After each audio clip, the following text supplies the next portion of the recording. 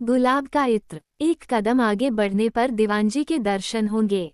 दीवानजी की कृपा के संपादन के लिए राजधानी के प्रतिष्ठित नागरिक, राजपुरुष, राजा के परिचारक और राजवंश से संबंधित बहुत से व्यक्ति वहां पहले से उपस्थित थे। उपस्थित लोगों में से कुछ ने उस नवागंतुक व्यक्ति को देखा। नवागंतुक ने खड़े होकर कमरे में एक दृष्टि डाली और फिर इत्मीनान के साथ दोनों हाथ फैलाए। इसके बाद उसने बड़ी तेजी से शीशी की डाट खोली। अपना सिर पीछे हटाकर उसने शीशी का खुला मुंह हवा की ओर कर दिया। नवागंतुक का नाम शुकुर अली खां था। शुकुर अली खां ने तत्काल शीशी के मुंह पर डाट लगा दी। शीशी का मुंह पल भर ही खुला रहा होगा, किंतु इसी बीच ऐसी गंध निकली कि पहरेदार झूमने लगे जैसे खुमारी में हों। कमरे में बैठे हुए लोग भी इस सुगंध से चौंक पड़े। थानेदार साहब दीवानजी की बगल में कुछ पीछे खड़े हुए दीवानजी की कलम पर नजर गाड़े हुए थे। सुगंध के आते ही चकित दृष्टि से सिंहद्वार की ओर देखा और फिर अपना सिर झुका लिया। थानेदार मन ही मन गुनगुनाया आ गया। इसी समय दीवान ने इधर उधर तीक्ष्ण दृष्टि दौड़ाकर खांसते हुए गरजकर कहा, ये दुर्गंध कैसी है? दीवानजी के इस प्रश्न से लोगों ने अनुभव किया जैसे शुभ्र चांदनी में अंधकार की रेखा खींच गई है। गंध तीव्र अवश्य थी, किंतु इतनी मनमोहक महक को दीवानजी ने दुर्गंध बताया तो उपस्थित लोग चकित रह गए। वे अपनी आंखों में कुछ हास्य लिए हुए एक दूसरे को देखने लगे। अरे रे! थानेदार के मुंह से इतना ही निकला था कि उसने मुंह मोड़कर अपने ओठ काट लिए। शुकुर अली खां पथराए आंखों से ताकता रह गया। दीवानजी का दुर्गंध शब्द सभी को स्तब्ध कर गया था। शुकुर अली खां ने अपनी 50 वर्ष की आयु में पहली बार ऐसे व्यक्ति को देखा था जो इत्र की सुगंध को दुर्गंध बता रहा था। 2 वर्ष पूर्व शुकुर अली खां लाख यत्न करके गोलकुंडा दुर्ग में प्रवेश पा सका था। 1.5 महीने तक उसने प्रतीक्षा की थी, किंतु वजीर के दर्शन नहीं हुए थे। ये तंग आकर घर लौटने ही वाला था कि एक दिन अकस्मात उसे वजीर के दरबार में जाने की अनुमति मिल गई। खस के साधारण इत्र से ही वजीर के दरबारी उछल पड़े थे और वजीर साहब कम प्रसन्न नहीं हुए थे। वहां के नवाब ने भी कितनी प्रशंसा की थी। यहाँ पेद्दापुरम में पहुंचते ही वजीर से मिलने का प्रबंध हो गया। दूसरे दिन ही थानेदार को पटा लिया था।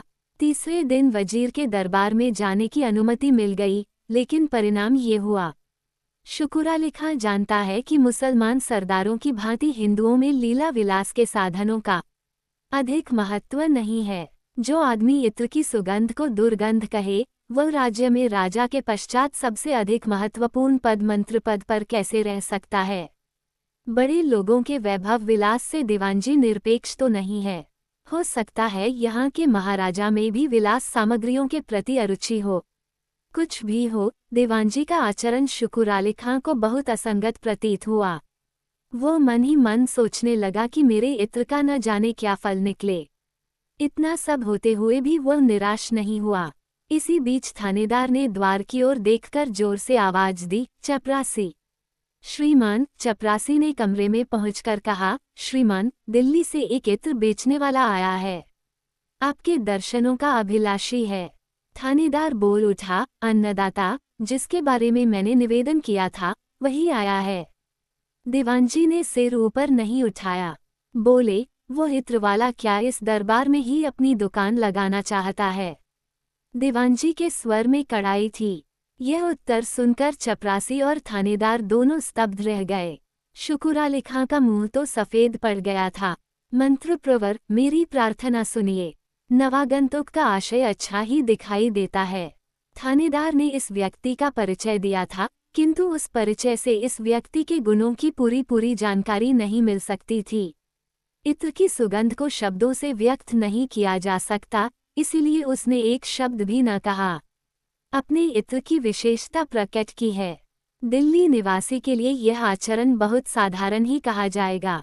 वहाँ बड़े बड़े अमीर उमराव रहते हैं। उन अमीर उमरावों को इत्र बेचने वाला साधारण व्यक्ति नहीं हो सकता। उससे आपको अवश्य मिलना चाहिए।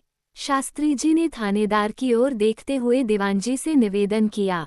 दीवानजी ने न तो सिर उठाया और न इधर उधर देखने का प्रयत्न किया। केवल लिखना रोककर कलम नीचे रख दी और सुघनी की डिब्बी हाथ में ले ली। उपस्थित करो। थानेदार ने कहा। सुनते ही दीवानजी की भौहें तन गई। आंखों में झलक दिखाई दी, जैसे उनके मस्तिष्क में कोई गंभीर विचार चल रहा है। एक ही छलांग में कमरे के बीचों बीच पहुंचकर शुकुर अली खां ने झुक झुक कर 3 बार अभिवादन किया। फिर बोला, बंदा आपकी खिदमत में लाखों सलाम पेश करता है। आपके कदम ढूंढता ढूंढता मैं दिल्ली से आया हूँ। शुकुर अली खां के अभिवादनों को आंखों से स्वीकार करते हुए दीवानजी दर्प के साथ बोले, क्या करते हो? इत्र बनाता हूँ। मैंने सुना था दक्षिण में गोलकुंडा के बाद पेदापुरम ही देखने लायक है, इसलिए मैं पंख लगाकर हुजूर के दरबार में हाजिर हुआ हूँ। आपकी मेहरबानी चाहिए। शुकुर अली खां ने बहुत ही नम्रता के साथ निवेदन किया। पंख होते तो कहीं न कहीं उड़ जाते, इस तरह सिकुड़कर थोड़े ही बैठते। दीवानजी ने डांट लगाई। शुकुर अली खां डांट को पहचान गया, किंतु प्रसंग बदलने के लिए उसने कहा, आपने बजा फरमाया हुजूर, पंख होने का लाभ यह है कि जहाँ रसिकों वहीं पहुँच सकता हूँ। इसलिए तो 4 पीढ़ी पहले मेरे पूर्वज ईरान छोड़कर दिल्ली उड़ाए थे। सेना में अच्छा पद मिल रहा था, किंतु मेरे पूर्वजों ने अपना हुनर नहीं छोड़ा और इत्र बनाकर दिल्ली के शासकों का आदर पाते रहे। ठीक है, दीवानजी ने रूखा सा उत्तर दिया। मैं अपने पिता की आज्ञा लेकर दक्षिण के नवाबों, राजाओं और मंत्रियों की सेवा करने आया हूँ। गोलकुंडा के नवाब और वजीर दोनों हमारी मेहनत से बहुत खुश हुए। शुकुर अली खां ने कहा, मुझसे क्या चाहते हो? शुकुर अली खां ने निवेदन किया, केवल आपकी कृपा चाहिए। उसने एक छोटी सी पेटी खोलकर दीवानजी के सामने रख दी। पेटी का भीतरी भाग लाल रंग के सुंदर मखमल से सजा हुआ था। मखमल से ढकी एक छोटी सी शीशी थी। शीशी पर नक्काशी का काम था। देखने में सुंदर थी। आधी से अधिक शीशी को हाथ में लेकर शुकुर अली खां बोला, सरकार, ये चमेली का इत्र है। 2 वसंत ऋतुओं में केवल 2 तोला तैयार हुआ है। ओह, दीवानजी ने कहा, अपनी चीज की प्रशंसा करना अच्छी बात नहीं है हुजूर। आप स्वयं अपना मुंह दूर रखकर इसकी डांट हटाए। ये सुनकर उपस्थित लोगों ने अपनी चेतना शक्ति नासिका में केंद्रित कर ली, किंतु दीवानजी वैसे ही बने रहे। उन्होंने रूखे स्वर में कहा, डांट खोलना ही मेरा काम रह गया है। शुकुर अली मन ही मन को धो उठा। वो अच्छी तरह जानता है कि अधिकार का मद मनुष्य को अंधा बना देता है। जिस दिल्ली में अनगिनत अमीर उमराव रहते हैं, उस दिल्ली में ही उसने पहले पहल इस तथ्य का साक्षात्कार किया था। इस प्रकार के मदांध लोगों को ठीक ठीक उत्तर देना उसे आता है।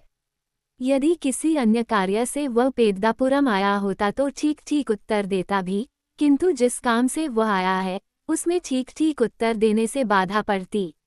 वो किसी पुरस्कार के लिए प्रयत्नशील नहीं था, अपने इत्र का प्रचार करना चाहता था। जब तक राजा के दर्शन न हो, उसके इत्र को आदर नहीं मिल सकता था। राजसभा में कांटे बिछे रहते हैं, वह हिंस्रा पशु के समान आचरण करने वाले व्यक्तियों से घिरी रहती है। ऐसी स्थिति में अपने पिता को मारकर सहनशीलता का परिचय देना पड़ता है। व्यवहार कुशलता ही ऐसी सभा में सहायक हो सकती है।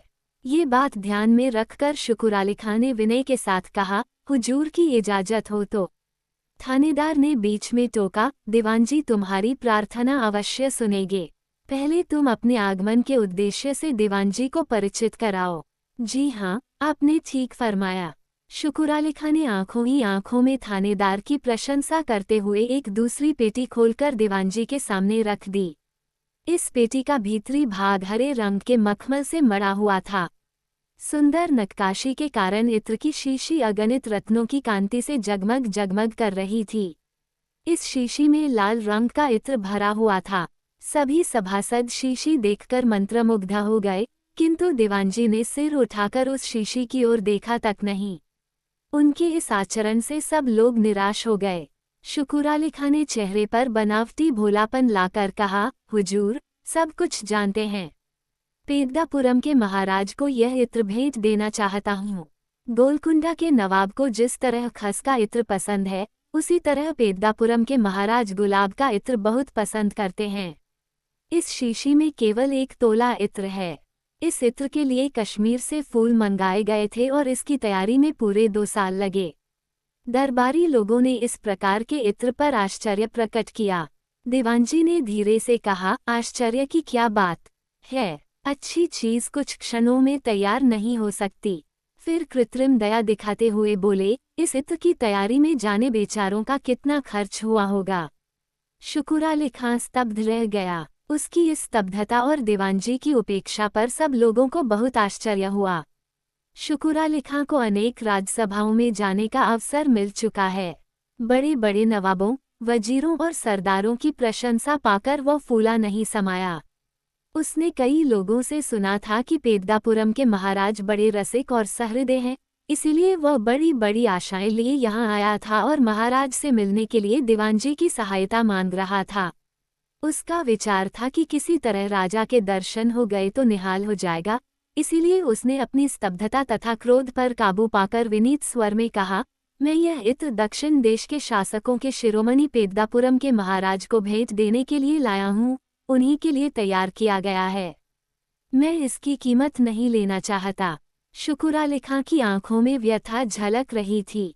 दीवानजी ने अपने भोलेपन का परिचय देते हुए कहा, हमें इस बात का पता कैसे चले कि तुम हमारे महाराज का कितना आदर करते हो। हुजूर, मैं ये नहीं मान सकता कि पेद्दापुरम की राजसभा में कोई व्यक्ति नहीं है जो महाराज के लिए भेंट में लाई गई ऐसी वस्तु का मूल्य न आंक सके। उद्धरण चिन्ह। जो वस्तु हमारे स्वामी के लिए लाई गई है उसे हम स्वामी की आज्ञा के बिना खोलकर नहीं देख सकते। तब फिर हुजूर की सेवा में तुम्हारा कहना उचित है, किंतु हम लोग अपने महाराज के सेवक मात्र हैं। हमें अपना कर्तव्य निभाना है। हुजूर, मैं भी तो आपसे अर्ज करता हूँ। अर्ज करना और किसी वस्तु की भलाई बुराई परखना दो भिन्न बातें हैं। दिल्ली का वजीर गुण दोष का विचार किए बिना ही किसी भी व्यक्ति को बादशाह की सेवा में भेंट देने की अनुमति प्रदान करता है। दीवानजी की बात सुनकर शुकुर अली खां पानी पानी हो गया। थानेदार ने परिस्थिति को गंभीर होता देखकर प्रसंग बदलना चाहा। उसने शुकुर अली खां को संबोधित किया, दीवानजी इस समय आवश्यक कार्य में व्यस्त हैं, फिर कभी दर्शन के लिए आना। सभी दरबारियों ने गहरी सांस ली। अपने प्रति सब दरबारियों की सहानुभूति देखकर शुकुर अली खां बहुत प्रसन्न हुआ। सबको झुक झुककर अभिवादन किया और पीछे हटता गया। जब वह द्वार पर पहुंचा तो परिचारक ने उसकी दोनों पेटियां लाकर संभला दी। शुकुर अली खां को रात भर नींद नहीं आई। उसका दिमाग परेशान था। आंखें खुली हों चाहे बंद, दीवानजी की क्रुद्ध दृष्टि दिखाई देती रही। उसे अनुभव हुआ जैसे किसी ने उसके हृदय में छुरी घोंपी है। ये सत्य है कि स्वभाव सबका समान नहीं है और यह भी सत्य है कि मनुष्य अपने मन की बात साफ साफ नहीं कह पाता। जीवन की सफलता इस बात में है कि मनुष्य विरोधी शक्तियों पर विजय प्राप्त करे। किसी व्यक्ति में हृदय की प्रधानता होती है तो किसी में मस्तिष्क की। जिस व्यक्ति में मस्तिष्क की प्रधानता होती है उसे अनुभूति नहीं होती। जब अनुभूति न हो तो सहानुभूति कहाँ। जिस व्यक्ति में हृदय की प्रधानता होती है वह कला से प्रेम करता है। वही व्यक्ति कला से आनंद प्राप्त कर सकता है। सहृदय को कला द्वारा आनंद प्रदान करने के लिए कलाकार को तपस्वी बनना पड़ता है। कला की साधना में वह अपना जीवन बिता देता है। शुकुर अली खां ऐसा ही कलाकार है जिसने कला की साधना में जीवन बिताया है। उसका इत्र सुंदर कला का परिचायक है। यदि कोई उससे कह दे कि हमें तुम्हारा इत्र नहीं चाहिए तो वह बात को समझ सकता है। बिना किसी चिंता और दुख के अपने घर लौट सकता है, किंतु उसके इत्र का मूल्य केवल धन है तो उसे इतनी दूर आने की क्या आवश्यकता थी। दिल्ली नगर स्वयं एक देश है। वहाँ धनी लोगों, राजा महाराजाओं तथा सरदारों की क्या कमी थी। उनमें अनेक लोग रसिक भी हैं। उसके इत्र के प्रशंसकों की संख्या कम नहीं है दिल्ली में, किंतु पेद्दापुरम के अधिपति श्री श्री श्रीवत्सवाई चतुर्भुज तिम्मर जगपति महाराज की रसिकता दिल्ली में भी प्रसिद्धि पा चुकी है। दिल्लीश्वर की रसिकता भी शुकुर अली खां के हृदय को तृप्त नहीं कर सकी, इसलिए वह दिल्ली से चल दिया। पेद्दापुरम के महाराजा के दर्शन के लिए उसका हृदय उद्विग्न हो उठा था। वह दिल्ली से जैसे उड़कर आया हो। उसके जीवन का अधिकांश भाग कुसुमों के साथ बीता था, किंतु पेद्दापुरम में महाराजा उसके लिए आकाश कुसुम बन गए। उसने अनुभव किया, एक अमूल्य हीरा कंकड़ों में दबा हुआ है। शुकूर ने सोचा, मैं यहाँ आकर कंटीली झाड़ियों से आवृत गड्ढे में गिर गया हूँ। पेद्दापुरम के नाम ने दिल्ली में अनेक आशाओं का संचार किया था, किंतु यहाँ पहुंचकर उसने अपनी सभी आशाओं को निराशा में परिणत होते पाया। उसने अनुभव किया, दक्षिण हिंसरा पशुओं से भरा हुआ है। वो पश्चाताप करने लगा कि अपरिचितों में पहुंचकर उसने भारी मूर्खता की है।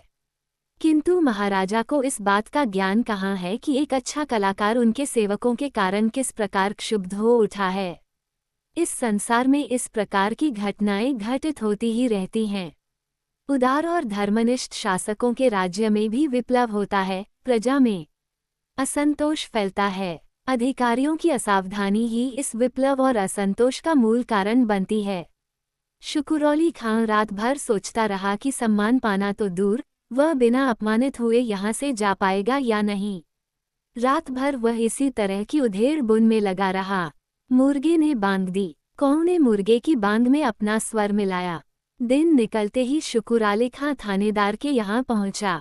वह थानेदार के पांवों में लेट गया। थानेदार अच्छी तरह जानता है कि इतना उत्तम इत्र अब तक पेद्दापुरम के महलों में नहीं पहुंचा है।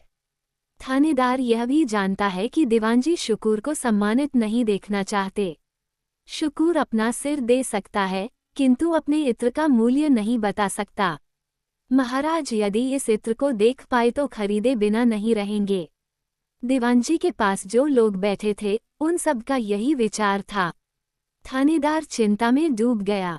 कुछ देर बाद बोला, साहस कर सकते हो, जब आदर ही नहीं मिला तो प्राण किस काम के, आज्ञा दीजिए। शकूर गिड़गिड़ाया, तुम किले में नहीं पहुंच सकते। किसी तरह पहुंच भी गए तो तुम्हारी इच्छा पूरी नहीं होगी। तब कोई उपाय बताइए। महाराजा प्रतिदिन संध्याकाल पंचकल्याणी घोड़े पर चढ़कर पहाड़ियों की ओर सैर के लिए जाते हैं। जी महाराज, दुर्ग की चारदीवारी पार करें, उससे पहले ही उनके दर्शन करने होंगे। ऐसा उपाय करो कि खस का इत्र उनका ध्यान आकर्षित करे। जी आज्ञा दीजिए। दीवानजी ने इस बात का भी कोई न कोई उपाय किया होगा, किंतु उन्होंने अब तक इस विषय में आदेश नहीं दिया है। यदि तुम भाग्यशाली हो तो दीवानजी तुम्हारी बात अवश्य भूल गए होंगे। उन्हें यही बात याद है, तब तो दुर्ग में प्रवेश पाना तुम्हारे लिए संभव नहीं है। मैं तुम्हारी इससे अधिक सहायता नहीं कर सकता। शुकुराली खां ने ठंडी सांस ली। कल मैंने चंदन के इत्र की शीशी खोली थी। दीवानजी मुझ पर प्रसन्न नहीं हुए। अब खस के इत्र पर क्या विश्वास होगा। फिर भी आपके बताए हुए अंतिम उपाय को अवश्य काम में लाऊंगा। जीवित रहा तो आपके उपकार को भूलूंगा नहीं। अली ने अपनी कृतज्ञता प्रकट करने के लिए 3 बार झुक झुककर अभिवादन किया। शुकुराली खां किले में घुसा ही था कि 4 सिपाही ओठ काटते चिल्लाते उसके पास आ धमके उसे रोककर बोले, कहाँ जाते हो। शुकूर का खून खौलने लगा। आंखों के आगे अंधेरा सा छा गया। फिर भी उसने अपने आप को संभालते हुए कहा, दीवानजी के दर्शन करने जा रहा हूँ। मुझे आप लोग क्यों रोकते हैं। इस समय तुम अंदर नहीं जा सकते। सिपाहियों ने कहा, मैं नया आदमी नहीं हूँ, कल शाम आवश्यक कार्य से मिल चुका हूँ। आज वही काम पूरा करना है। तब उनकी ड्यूटी पर तुम्हें प्रतीक्षा करनी चाहिए। अच्छा भाई, तब मुझे थानेदार की कचहरी में ले चलो। वे इस समय दीवानजी के पास हैं, तुमसे नहीं मिल सकते। वे जब तक लौटते हैं मैं यहीं उनकी प्रतीक्षा करूंगा। सिपाहियों ने कहा, यदि आपको दीवानजी या थानेदार जी से काम है तो आप उनके घर जाइए। किले में कोई काम नहीं होता। इसी प्रकार जवाब सवाल होते रहे। समय बीतता गया। थानेदार ने शुकुराली खां को परामर्श दिया था कि तुम किसी तरह किले में रुके रहे तो काम बन जाएगा। शकूर मन ही मन थानेदार को धन्यवाद देता रहा। दीवानजी ने सिपाहियों को आदेश दे रखा था कि शुकुराली खां किले में कदम न रखने पाए। सिपाहियों और शुकुराली खां में वाद विवाद चल रहा था कि आसपास काम करने वाले बहुत से लोग इकट्ठे हो गए। आने जाने वाले लोग भी रुक गए। लोगों ने शुकूर से पूछा, क्या बात है। शुकुराली खां ने स्थिति समझाकर किले में अंदर जाना चाहा, किंतु सिपाहियों ने अपनी विवशता प्रकट की। इस तरह आधा घंटा बीत गया। शुकूर को कहीं से सुनाई पड़ा, बस 15 मिनट और। सिपाही मन ही मन खुश थे कि उन लोगों ने शुक्र को अंदर जाने से रोक दिया। इसी बीच एक आदमी ने आकर सिपाहियों के कान में न जाने क्या कहा कि वे शुक्र को किले से बाहर जाने के लिए विवश करने लगे। शुक्र अली खां समझ गया कि अब महाराजा महलों से निकलने ही वाले हैं, इसलिए सिपाही मुझे बाहर खदेड़ना चाहते हैं। यदि मैंने इनकी बात ना मानी तो मेरी गर्दन नापेंगे। शुक्र को इस बात का दुख था कि उसकी इतनी मेहनत व्यर्थ जा रही थी। उसने हिम्मत करके वहां एकत्र प्रतिष्ठित लोगों से पूछा, क्या पेद्दापुरम में कलाकारों का स्वागत इसी प्रकार होता है? उत्तर मिला, हाँ। शुक्र अली खां का पूरा शरीर कांप गया, उसकी आंखें लाल हो गई। इस स्थिति में उसने तत्काल गुलाब का इत्र निकाला। उपस्थित लोगों की दृष्टि इत्र की शीशी पर केंद्रित हो गई। यह इत्र मैंने पेद्दापुरम के महाराजा के लिए खींचा है।